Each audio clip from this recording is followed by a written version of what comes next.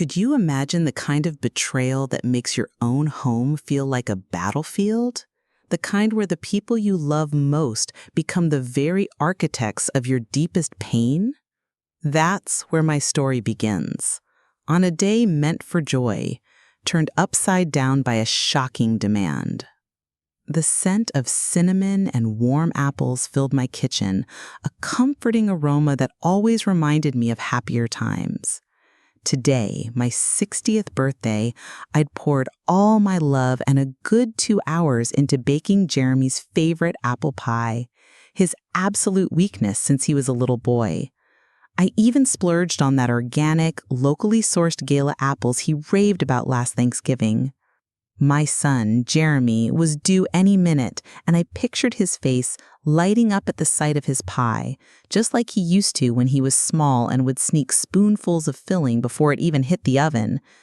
It was a small gesture, really, but one that always made my heart swell with that unique motherly pride. I hummed a soft tune, carefully placing the cooling pie on the counter, its golden brown crust glistening. The sun streamed through my kitchen window, casting a warm glow on the polished countertops of the very apartment I'd worked my fingers to the bone for over 30 years. This place, my home, represented every late night at the hospital as a nurse, every extra shift, every penny saved. It was my sanctuary, filled with memories. Jeremy's growth charts on the inside of the pantry door, the worn armchair where we'd read countless bedtime stories, the slightly chipped mug that always held his morning cocoa. Just as I was wiping down the counter, the doorbell chimed, a sound that usually brought a rush of warmth and anticipation. I smoothed down my floral apron, a silly little thing Jeremy had given me for Mother's Day years ago, and walked to the door, a smile already forming on my lips. But as I opened it, my smile faltered. There stood Jeremy, all right, impeccably dressed as always. But his expression was different. Beside him, his wife, Tiffany, was already stepping inside, her designer handbag clutched tightly, a look of almost predatory expectation in her eyes. Not a single "Happy birthday, Mom," not a hug, nothing but a cool, detached air that settled over my threshold like a sudden chill. "Hi, Mom," Jeremy said, his voice flat, devoid of any genuine warmth. Tiffany, meanwhile, was already surveying my living room, her gaze lingering on the slightly faded floral couch, the one I'd painstakingly reupholstered myself over 30 years. "Nice place, Carol," she drawled, a smirk playing on her lips. "A little dated, perhaps, but certainly cozy." My blood ran cold. This wasn't the usual celebratory visit. This felt like an inspection. "Well, thank you, Tiffany," I replied, my voice a little tighter than I would have liked. "I believe cozy is precisely the charm of a home. Wouldn't you agree?" My attempt at lightheartedness fell flat. Jeremy cleared his throat, a nervous habit he'd had since childhood when he was about to deliver bad news. And that's when he dropped the bomb. Right there, in my welcoming hallway, just minutes into my 60th birthday celebration, before I could even offer them a slice of his beloved pie. "He might think you know where this is going, but trust me, this is just the beginning of a battle for what's truly mine. If you've ever felt overlooked or undervalued by your own family, you won't want to miss how I navigate this betrayal. Make sure to subscribe to the channel so you don't miss a single moment of this shocking journey." The silence that followed Jeremy's outrageous demand was deafening, broken only by the faint ticking of the grandfather clock in the hallway, a wedding gift from my own parents so many years ago. I stared at him, then at Tiffany, my mind racing, trying to process the sheer audacity of it all. "My apartment?" I finally managed, the words barely a whisper. "On my 60th birthday? Are you quite serious?" My voice, usually steady, wavered. I felt a cold knot tightening in my stomach, a familiar ache that had visited me before, but never with such intensity. Tiffany, however, seemed to take my stunned silence as an invitation to press their case. She stepped forward, her smile saccharine, almost sickly sweet. "Oh, Carol, darling, we know it's a big ask, but think of it." She gestured around my living room with a dismissive sweep of her hand, as if it were a dusty relic rather than a cherished home. "It's a perfect space for a nursery, and the location, so much better for us, closer to Jeremy's work, closer to the good schools when the baby comes." She spoke as if my life, my home, my very existence were merely logistical hurdles in their grand plan. My home, filled with the warmth of my memories, was suddenly reduced to a space to be acquired. The gall of it was truly something to behold. Jeremy, usually so timid when Tiffany was around, actually nodded in agreement. "She's right, Mom. It just makes sense. You're not getting any younger. And this place, it's a lot to maintain. You could move into something smaller, maybe a nice little senior community. Less upkeep, more time for your hobbies." Hobbies? My hobby was living my life in my home that I paid for. The words felt like a punch to the gut. He was dismissing my entire life, neatly packaging it into a quaint little retirement fantasy, all to make room for his convenience. The irony of them mentioning my age on my birthday while simultaneously demanding my most valuable asset was not lost on me. It was almost comical if it hadn't been so utterly heartbreaking.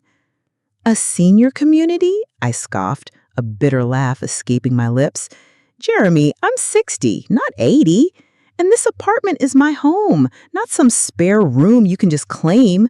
My voice grew stronger, tinged with a rising indignation. "I bought this apartment brick by brick, sacrifice by sacrifice. Every piece of furniture, every painting on the wall holds a memory. This isn't just property, son. This is my life's work. This is my sanctuary." The words tasted like ash. I'd imagined a day filled with laughter and shared memories, not a hostile takeover bid. Tiffany's sweet facade cracked, revealing a sharper edge. "Well, perhaps we should have just taken it then, instead of politely asking, Carol, given all Jeremy's done for you over the years." The sheer nerve. What had Jeremy done for me that warranted demanding my home? I raised him, supported him, put him through college, and loved him unconditionally. My jaw tightened, and I felt a simmering rage begin to bubble beneath the surface. It was a righteous anger, born of love, and now profound disappointment. They weren't just asking for my apartment, they were asking for my dignity, my independence, and everything I had worked for. As they continued to argue their case, painting a picture of my future as a docile, relocated senior, I felt a strange shift within me. The initial shock began to morph into something resolute. My sweet apple pie sat cooling on the counter, a stark contrast to the cold, calculating greed now filling my living room. This wasn't just about an apartment. This was about respect, about recognizing the years I had poured into building a life, a home. And what they were offering was an insult wrapped in entitlement. My son, my own flesh and blood, was looking at me not as his mother, but as an obstacle. The audacity of their demand was just the first wave. The quiet desperation and simmering rage that followed, that's where the real story begins. If you've ever found yourself fighting for your place, for your dignity, this is the story you need to see. Don't miss what happens next as I push back against this shocking betrayal. The indignity of their demand hung heavy in the air. A thick, suffocating cloud that eclipsed the joy I'd anticipated for my birthday. Tiffany's sneering remark about politely asking instead of taking it still echoed in my ears, a cruel twist of a knife.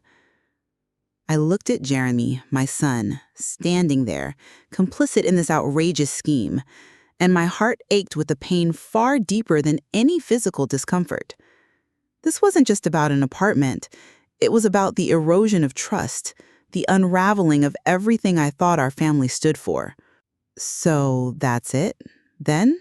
I asked, my voice surprisingly steady despite the tempest raging inside me.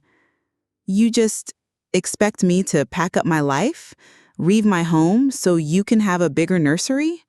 The sarcasm in my tone was thick enough to cut with a knife. Because, the city is just teeming with affordable, charming senior communities waiting to scoop up little old ladies with nowhere else to go. What a thoughtful proposal, Jeremy. Truly inspired. I crossed my arms, my gaze fixed on my son, daring him to meet my eyes. He couldn't. He looked down at his shoes, shuffling his weight uneasily, a clear sign that even he knew, deep down, how monstrous this request was. Tiffany, however, had no qualms. She stepped forward, her expensive heels clicking aggressively on my hardwood floor. "Look, Carol, let's be practical. This apartment is prime real estate, really. You're sitting on a gold mine, really. We're just suggesting you cash in. Enjoy your golden years without the burden of maintenance. It's a win-win." She actually smiled, a predatory, calculating smile that made my skin crawl. And honestly, the baby needs space, a proper home, not, well, this. Her eyes swept over my cherished possessions, dismissing them as if they were junk. My vintage porcelain doll collection, a gift from my grandmother, suddenly felt like a target for her disdain. "A burden?" I retorted, my voice rising. "This burden, as you so eloquently put it, is my stability. It's where I built my life. It's where I raised you, Jeremy. Have you forgotten everything this place represents? All the sacrifices I made to keep a roof over our heads after your father passed?" The mention of my late husband seemed to momentarily sober Jeremy. He flinched, a flicker of something akin to guilt passing over his face. But it was fleeting.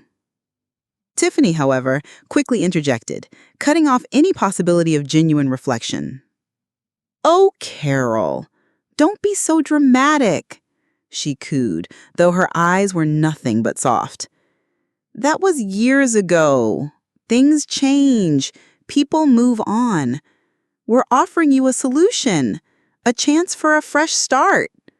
Her words dripped with condescension, as if I were a confused child who couldn't grasp the brilliance of their solution. "Besides," she added, lowering her voice slightly but still loud enough for me to hear every word, "Jeremy's family has always been generous to their elders. We just thought you'd appreciate the offer before we had to, make other arrangements."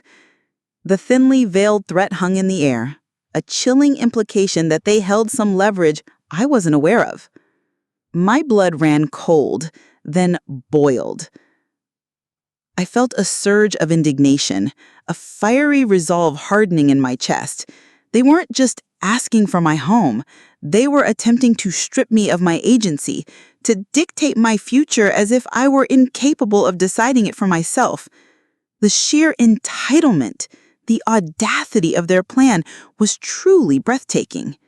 It was a bald-faced attempt at emotional manipulation and financial coercion, all under the guise of family. This wasn't just a casual family discussion. It was a brazen act of emotional warfare, escalating with every word. You won't believe the lengths they were willing to go to and how I reacted to their escalating demands. Stay with me to witness the unfolding of a mother's ultimate stand. The silence that followed Tiffany's thinly veiled threat was chilling, far colder than any winter morning in New York. "Make other arrangements," she had said, her voice laced with an implied power that truly set my teeth on edge. I watched her, this woman who had married my son, and realized with a painful clarity that she saw me not as a mother-in-law, not as a human being, but as an inconvenient relic, a piece of old furniture to be discarded. Jeremy, meanwhile, remained conspicuously silent, a puppet on her strings, his gaze still fixed on the floor, avoiding my eyes like a plague. This wasn't the son I raised. This was a stranger, utterly consumed by his wife's ambitions. Other arrangements? I finally echoed, my voice low and laced with a sarcasm that was slowly turning into pure steel. Pray tell, Tiffany, what other arrangements might those be? Are you planning to send in the goon squad? Or perhaps just change the locks while I'm at the grocery store? My tone was dangerously calm, a stark contrast to the storm brewing within me. Because last I checked, this apartment is legally mine. Paid for, free and clear, with decades of my own hard work. I emphasized mine with every ounce of conviction I possessed, watching for any reaction, any sign of discomfort from them. Tiffany merely shrugged, a nonchalant gesture that infuriated me even more. Well, there are always ways, Carol. Legal ones, of course. Her eyes glinted with a cold calculation that made me realize just how deep their planning went. Elderly relatives. Sometimes they need assistance with their finances, their living situations, especially when they're perhaps not making the most rational decisions for their own good. The implication was clear. They were subtly threatening to declare me incompetent, to take control through legal channels if I didn't comply. My blood ran cold, then immediately began to boil. This wasn't just about an apartment anymore. This was about my autonomy, my very right to control my own life. Are you suggesting, I began, my voice barely above a whisper, that you would try to have me declared incompetent? Your own son, Jeremy, would stand by and let his wife do that to his mother? I turned my gaze to him, practically boring holes into him. His face was pale, a bead of sweat forming on his temple. He mumbled something unintelligibly, a pathetic whimper, but offered no defense of me, no challenge to Tiffany's despicable insinuation. The silence from him was a betrayal in itself, a chilling confirmation of where his loyalties lay.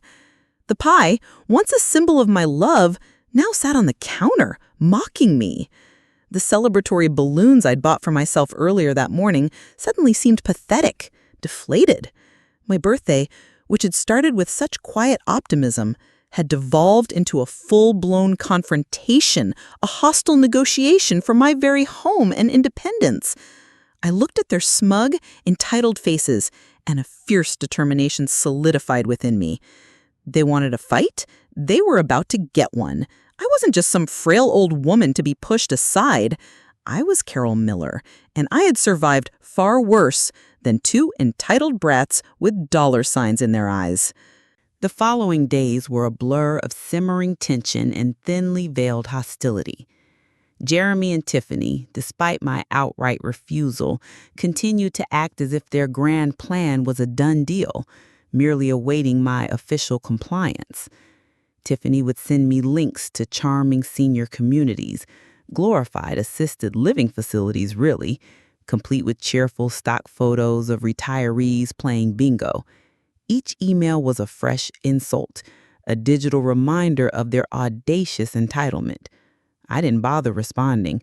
My silence, I hoped, was louder than any argument I could possibly muster. But their persistence was relentless, almost unnerving. Jeremy started calling me daily, not to ask how I was, but to check in on my moving preparations. "Mom, have you started packing your books yet?"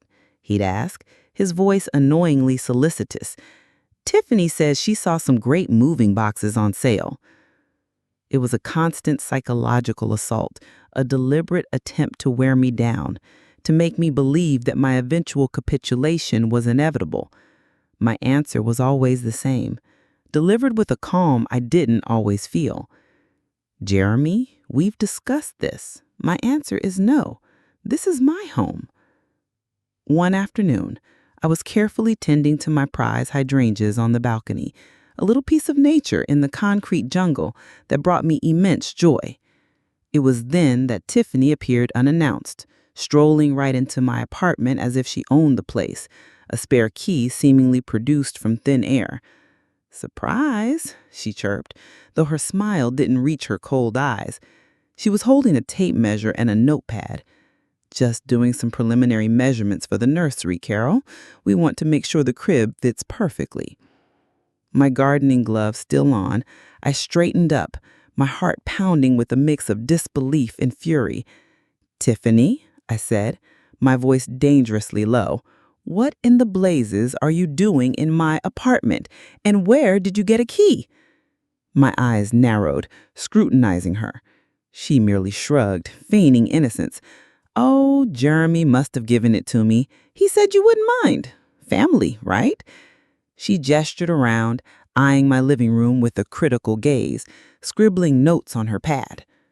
"Honestly, Carol, you have so much stuff. We'll need to figure out what to keep and what to donate." That was it.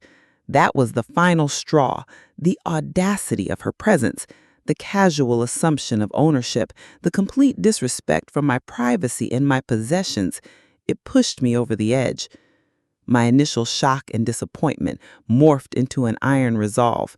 They had crossed the line, and there was no going back. The woman who stood before me, calmly plotting the dismantling of my life, was not just my son's wife. She was an aggressor in my own home. My mind raced, not with fear, but with a cold, clear plan forming. I looked at my hydrangeas, beautiful and resilient, and knew I had to be just as resilient. "Get out," I said, my voice cutting through the air like a shard of ice. Tiffany paused, her pencil midair, her head snapping up. She clearly hadn't expected such a direct, unyielding command. "I said, get out of my apartment, and don't you ever come back here again, not without my express invitation." My eyes met hers, and for the first time, I saw a flicker of surprise, perhaps even a hint of fear, in her usually unreadable gaze. This wasn't the meek mother-in-law they expected. This was Carol Miller, and she was done playing nice. You've seen the demands and the disrespect. Now witness the breaking point, the moment a seemingly powerless woman finds her formidable strength. This is where the true fight for her home and her dignity ignites. You won't want to miss the shocking revelation and the masterful plan that's about to unfold. Tiffany, for once, was speechless. Her jaw hung slightly agape, her eyes wide with unmasked shock. The audacity of me, the little old lady they intended to displace, to actually stand up to her seemed to short-circuit her well-oiled manipulative brain. She stumbled backward, bumping into my antique side table, nearly knocking over a vase of fresh-cut peonies. Her face, usually so composed and calculating, contorted into a pure mask of indignation. "How dare you, Carol?" she finally sputtered, her voice rising in a screech that grated on my ears. "After everything Jeremy and I have tried to do for you, you ungrateful old woman!" She practically spat the words, her carefully constructed facade completely crumbling. It was a beautiful sight, frankly, to see the true, ugly colors of her entitlement finally laid bare. I merely smiled, a slow, deliberate smile that didn't quite reach my eyes. "Ungrateful?" I repeated, my voice calm, almost serene. "No, Tiffany. I believe the gratitude should be flowing in the opposite direction. I gave my son a lifetime of love, support, and the very roof over his head for years. What exactly have you given me besides a headache and a deep understanding of human avarice?" I stepped closer to her, my posture straight, my gaze unwavering. "Now, I believe I asked you to leave, and I suggest you do so before I decide to call the authorities about your uninvited entry." Her face flushed crimson, a furious red that clashed rather spectacularly with her perfectly coiffed blonde hair. She looked around as if expecting Jeremy to materialize and rescue her from this unexpected confrontation. But he wasn't there. It was just her and me in my home on my terms. With a frustrated huff and a final withering glare, she spun on her heel and practically stomped out of my apartment, slamming the door shut with a resounding thud that rattled the framed pictures on the wall. The silence she left behind was pure, unadulterated bliss. I stood there for a moment, breathing deeply, letting the sense of victorious defiance wash over me. The anger began to recede, replaced with a quiet sense of empowerment. I walked over to the grandfather clock, tracing the familiar carvings on its wooden face. This wasn't just about winning an argument.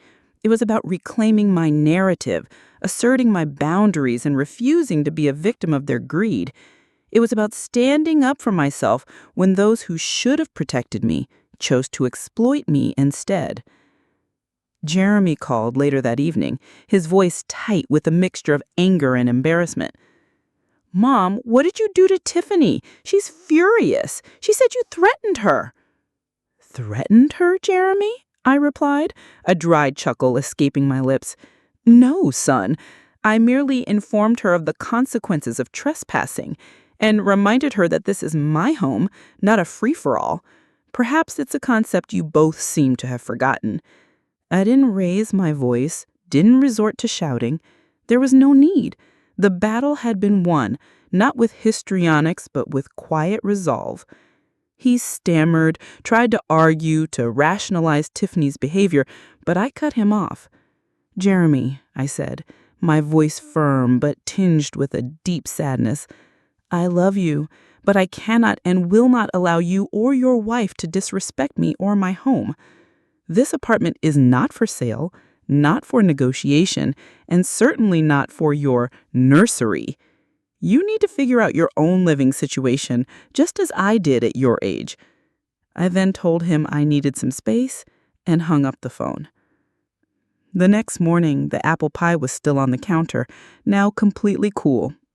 I cut myself a slice, the aroma still sweet and inviting. As I ate it, I looked out my window at the city waking up, the sunlight glinting off the buildings. I hadn't just saved my apartment. I had saved a piece of myself. The fight for justice, for self-respect, sometimes begins in the most unlikely of places, like a kitchen on your 60th birthday with a demand for your very home. And sometimes the most powerful response is not a shout, but a quiet, unwavering no. My home, my sanctuary, remained mine, and that, and in itself, was the sweetest victory.